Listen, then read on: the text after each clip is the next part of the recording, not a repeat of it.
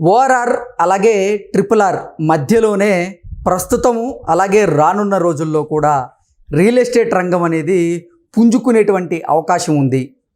అంటే ఒకవైపు ఓఆర్ఆర్ మరొక వైపు ట్రిపుల్ ఆర్కి మధ్యలోనే రియల్ ఎస్టేట్ రంగం అనేది అభివృద్ధి చెందబోతుంది అనేటువంటి వార్తలు వస్తున్న నేపథ్యంలో ఈ వార్తల్లో వాస్తవం ఉందా? అసలు హైదరాబాద్ చుట్టుపక్కల ఇప్పుడు రియల్ ఎస్టేట్ రంగం ఎలా ఉంది, ఏ ఏ ప్రాంతాల్లో ఎక్కువగా అభివృద్ధి చెందుతుంది అనేది మనం విశ్లేషణ చేసుకునేటువంటి ప్రయత్నం అయితే చేద్దాం. ప్రస్తుతం మనతో పాటు ఉన్నారు 30 సంవత్సరాల సుదీర్ఘ అనుభవం కలిగినటువంటి రియల్ ఎస్టేట్ రంగంలో ఎన్నో ప్రాజెక్టులు చేపట్టినటువంటి ప్రముఖ real estate expert doctor Nandi Rameshwar Rao గారు మనతో ఉన్నారు. ఆయనతో మాట్లాడదాం. రామేశ్వరరావు గారు నమస్తే అండి. నమస్తే అండి. ఓఆర్ఆర్ అలాగే ట్రిపుల్ ఆర్ మధ్యలోనే ఇప్పుడు రియల్ ఎస్టేట్ రంగం అనేది అభివృద్ధి చెందబోతుంది. అక్కడే పెట్టుబడులు పెట్టేందుకు రియల్ ఎస్టేట్ రంగంలో ఎక్కువ మంది సుముఖత వ్యక్తం చేస్తున్నారు అనేటువంటి వార్తలు వస్తూ ఉన్నాయి. ఏంటి నిజంగా ఓఆర్ఆర్ అలాగే ట్రిపుల్ ఆర్ మధ్యలోనే రానున్న రోజుల్లో రియల్ ఎస్టేట్ రంగం అనేది అభివృద్ధి చెందబోతుందా? అసలు ప్రస్తుతం హైదరాబాద్ చుట్టుపక్కల రియల్ ఎస్టేట్ రంగం ఏ ఏ ప్రాంతాల్లో ఎక్కువగా అభివృద్ధి చెందుతుంది అంటే ఏం చెప్తారు? అబ్సల్యూట్లీ కరెక్ట్ అండి. ఎందుకంటే హైదరాబాద్లో మొత్తం ఇండియాలో పోలిస్తే మీరు చెన్నై కానీ, ముంబై కానీ, వైజాగ్ కానీ చూసుకుంటే గ్రోత్ 4 పక్కల లేదు. సగం భాగం ఓషన్ సీ ఉంటుంది వైజాగ్ కానీ, చెన్నై కానీ. హైదరాబాద్కి అడ్వాంటేజ్ ఈ ఓఆర్ఆర్ అని కానీ, ట్రిపుల్ ఆర్ఆర్ కానీ గాడ్ గివెన్ గిఫ్ట్, G³ అంటాను నేను. God given gift. ఎందుకంటే ఓఆర్ఆర్ వచ్చాక హైదరాబాద్ రూపురేఖలు మారిపోయి, ట్రిపుల్ ఆర్ఆర్ వచ్చాక ఇంకా మారిపోతుంది. ఆల్రెడీ మన రేవంత్ రెడ్డి గారు సీఎం అవగానే ఫస్ట్ స్టేట్మెంట్ ఇచ్చారు. మొత్తం 3 భాగాలుగా విభజించారు మొత్తం తెలంగాణ రాష్ట్రాన్ని.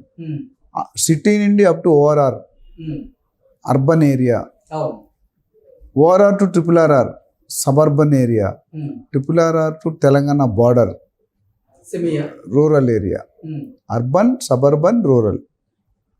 అర్బన్ వరకు ఆల్మోస్ట్ 80-85% కన్స్ట్రక్షన్స్ అయిపోయినాయి, ఫుల్ అయిపోయినాయి జాగాలు. మోకిలా శంకర్పల్లి వరకు కూడా మీరు చూస్తున్నారు. ఇంకెవరన్నా కొన్న వాళ్ళు అమ్ముకోవడం తప్పితే అక్కడ కొత్తగా నిర్మాణాలు చేపట్టేదానికి అయితే అవకాశం లేదంట. తక్కువ ఉన్న కొనుక్కునే అఫోర్డబిలిటీ లేదు. మోకిలాలో 15 సంవత్సరాల క్రితం 5,000 అంటే ఎవడు కొనేవాడు కాదు. ఇప్పుడు 80,000 70,000 అమ్ముతున్నారు గజం. అది దాని తాలూకా డిమాండ్. హార్డ్లీ ½ అన్ అవర్ దూరం ఉంది. ఓకే. సో ఇప్పుడు సీఎం గారు, ఈ సీఎంకి గత సీఎంకి తేడా ఏంటంటే, గత సీఎం గారు రియల్ ఎస్టేట్ బాగా డెవలప్ చేశారు. అందుకే సిటీలో ఓట్లన్నీ ఆయనకే పడ్డాయి. Public are happy with KCR as far city is concern, but public are not happy as far outside the city is concern. మీరు ఓటింగ్ చూస్తే ఎలక్షన్ అసెంబ్లీలో కాంగ్రెస్కి ఓట్లు అన్నీ బయట వచ్చాయి, టీఆర్ఎస్కి లోన్ వచ్చాయి. So one of the reason real estate. 100 రూపాయలు 1000 రూపాయలు అయితే చేశారు కేసీఆర్, దానికి మెచ్చుకోవచ్చు. మిగతా ఎలా ఉన్న పక్కన పెడితే రియల్ ఎస్టేట్ వరకు దాన్ని కేటీఆర్ గారు కానీ కేసీఆర్ గారు బాగా డెవలప్ చేశారు. సో ఇప్పుడు జనాలు ఇప్పుడు ఓఆర్ఆర్ వరకు కొనుక్కుంటే 1,50,000 పెట్టి మనం ల్యాండ్ కొనుక్కోవాల్సిన పరిస్థితి. ఎయిర్పోర్ట్ దగ్గర 2 లక్షల రూపాయలు చెప్తున్నాడు గజం. ఎంతమంది కొనుక్కోగలుగుతారు? కొనుక్కోలేము. అవును, అందరూ ఎఫర్ట్ చేయలేరు కదా. అందుకని ఇప్పుడు విస్తీర్ణ ORR to triple RR 30-40 kilometre diameter ఉంటుంది. సో అక్కడ ఏం చేస్తున్నారంటే satellite townships, pharma clusters, sports city, industry corridor, AI city అని కొత్తగా పెట్టారు. ఇలాంటివన్నీ కూడా నలువైపులా, అంటే తెలంగాణ మొత్తానికి చూసుకుంటే ఇప్పుడు హైదరాబాద్ ఓఆర్ఆర్ ట్రిపుల్ ఆర్ మధ్యలో దాదాపు 12-14 సాటిలైట్ టౌన్షిప్స్ వస్తున్నాయి. సాటిలైట్ టౌన్షిప్ అంటే 2,000 నుండి 3,000 ఎకరాలు ఉంటుంది మినిమము. Highest latest technology. ఇప్పుడు ఈ హైదరాబాద్ ఈ రోజు ఈ స్టేజ్లో ఉందంటే ఎన్ని సంవత్సరాలు పట్టిందండి మనకి? స్వతంత్రం వచ్చిన దగ్గర నుండి 1952 ఇప్పుడు 75 years రఫ్లీకి ఈ స్టేజ్ వచ్చింది. ప్లస్ హైదరాబాద్లో ఇప్పుడు వర్షాలు పడితే మన నాలాలు ఎలా, బంజారాలు, జూబిలీ ఏ ఏరియానే నాలాలు, కార్లు ములుగుతున్నాయి, మనుషులు ములుగుతున్నారు. ఎందుకంటే ఇది అంచులంచులుగా జరిగింది. ఇప్పుడు ఒక్కొక్క ముక్క యాడ్ చేసుకుంటూ వెళ్ళారు. కానీ రాబోయే కొత్త సిటీలు అలా ఉండవు. Total latest technology, latest landscaping, latest architecture, latest facilities, pollution లేకుండా గ్రీన్ సిటీ అంటున్నారు. శ్రీశైలం మీద గ్రీన్ సిటీ డిక్లేర్ చేశారు. సో ఇవన్నీ అంగాలతో ప్లస్ ల్యాండ్ ఎప్పుడైతే రేట్లు ఎప్పుడు పెరుగుతాయండి మీ ప్రకారం?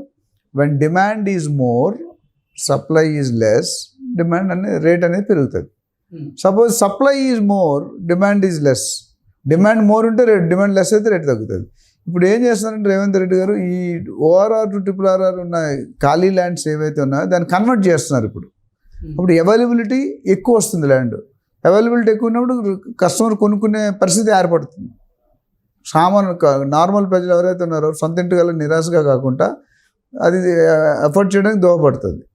అది ఐడియా. సో ఇప్పుడు నలుమూల చుట్టూ సౌత్, ఈస్ట్, నార్త్, అంతకుముందు ఓన్లీ వెస్ట్ జోన్ ఫోకస్ చేసాం.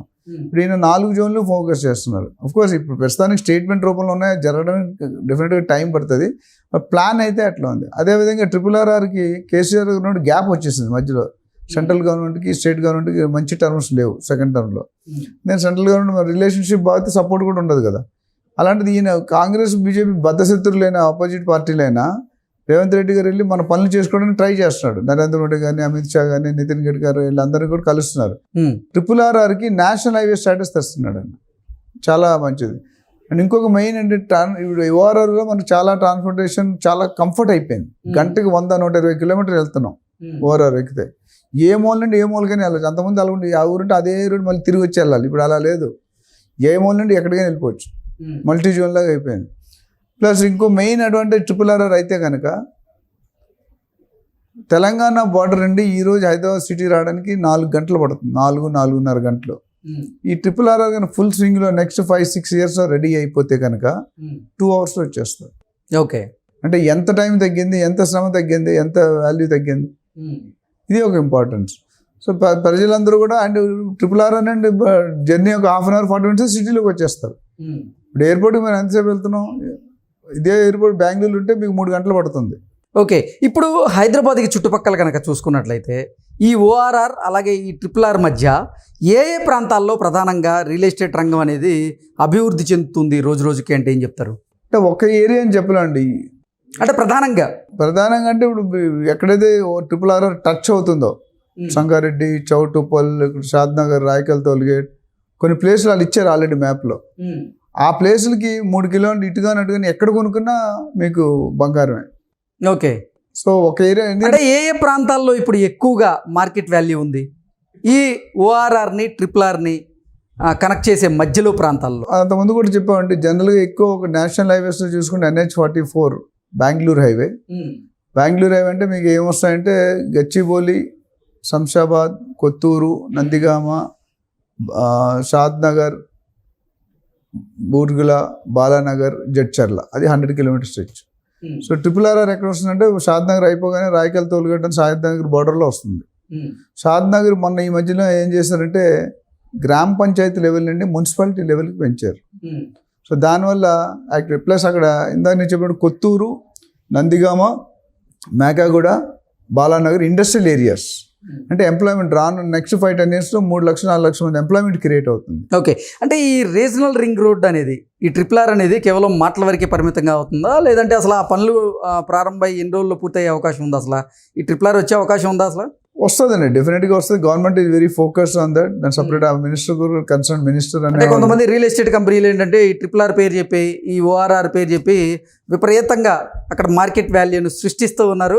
అక్కడ లేని మార్కెట్ వాల్యూకి కస్టమర్లకి కొన్ని ఫ్లాట్స్ని కట్టబెడుతూ ఉన్నారు. ఏంటి నిజంగా ఈ RRR అనేది ఎప్పటికి పూర్తయ్యే అవకాశం ఉంది? అసలు గవర్నమెంట్ అయితే 2-3 సంవత్సరాలు అంటారు. నాకు తెలిసి 5-6 సంవత్సరాలు అవుతుంది, కంప్లీట్ అయితే అవుతుంది. ఎందుకంటే ల్యాండ్ పూలింగ్ ఆల్మోస్ట్ ఒక సగం భాగం అయిపోయింది. మిగతా దాంట్లో ల్యాండ్ పూలింగ్ చేస్తారు. ల్యాండ్ పూలింగ్ తర్వాత ఒక ప్రోటోకాల్ ఉంటుంది గవర్నమెంట్కి, ఫండ్స్ కావాలి కదా. ఈ సెంట్రల్ స్టేటస్ కూడా ఉంటుంది ఇందులో. ఇప్పుడు అమరావతి 15,000 కోట్లు ఇచ్చారు, మనకి ఇంకేవ్వలేదు, మనకి జనరేట్ చేయాలి. ఇప్పుడు ల్యాండ్ పూలింగ్ అనేది అయిపోతుంది. సో ల్యాండ్ పూలింగ్ తర్వాత నెక్స్ట్ ప్రాసెస్ అంటే వీళ్ళు టెండర్ బడ్జెట్ ఆమోదించాలి. క్యాబినెట్ ఆమోదించిన తర్వాత టెండర్స్ పిలుస్తారు. టెండర్ పిలిచాక టెక్నికల్ బిడ్, కమర్షియల్ బిడ్ అని వస్తాయి. అవి ఇవాల్యుయేట్ చేసి టెండర్స్ అవార్డ్ చేయాలి. తర్వాత అడ్వాన్స్ ఇవ్వాలి, వర్క్ స్టార్ట్ చేయాలి, క్వాలిటీ మానిటర్ చేయాలి, ప్రోగ్రెస్ చేయాలి, దాని తర్వాత కంప్లీట్ చేయాలి. అంటే ఈ RRR అనేది ఇంప్లిమెంటేషన్ ఎప్పుడు పూర్తయిందో తెలియదు, కానీ రియల్ ఎస్టేట్ కంపెనీలు మాత్రం ఈ RRRని అలాగే ఈ ORRని బాగా క్యాష్ చేసుకుంటూనే కస్టమర్ల దగ్గర నుంచి 100% కరెక్ట్ కాదండి. మార్కెట్ చేసుకుంటారు. ఇప్పుడు కుక్కట్పల్లి ఒకప్పుడు సికింద్రాబాద్, హైదరాబాద్ తప్ప ఏం లేదు కదా. కుక్కట్పల్లి ఉందా? దిల్సుఖ్ నగర్ ఉందా? ఎందుకు లేవు? ఇప్పుడు 20 సంవత్సరాల ముందు లేదు. అప్పుడు JNT ఒక యూనివర్సిటీ ఉండేది కుక్కట్పల్లిలో. ఆ రోజు 5,000, 10,000 అంటే ఎవరు కొనలేదు. ఈ రోజు 2 లక్షలు పెట్టి కొంటున్నారు కుక్కట్పల్లి. అక్కడ ఎందుకు కొనలేదని రిగ్రెట్ అయ్యే పబ్లిక్ కూడా చాలా మంది ఉన్నారు. సో ఇప్పుడు వీళ్ళు ఇచ్చే అవకాశం వాళ్ళు ఏమంటే తక్కువ రేట్లో కొనుక్కు. ఇప్పుడు ఏముంది, బెంగళూరు హైవేలో వెళ్తే మీకు 20,000, 10,000 మంచి ప్లాట్ రోడ్ సైడ్ దొరికిపోతుంది, గేటెడ్ కమ్యూనిటీస్. అదే నెక్స్ట్ ముంబై హైవే, ముంబై బాగుంది. నెక్స్ట్ ఇంకో షాబాద్, వికారాబాద్, నవాపేట మిగతా అవి డెవలప్ అవుతున్నాయి. సో మిగతా కూడా ఈస్ట్ జోన్ నార్త్ జోన్ తక్కువ ఉన్నాయి. అవి కూడా పాలసీలు పెడుతున్నారు, ప్రణాళికలు చేస్తున్నారు. ఇప్పుడు స్పోర్ట్స్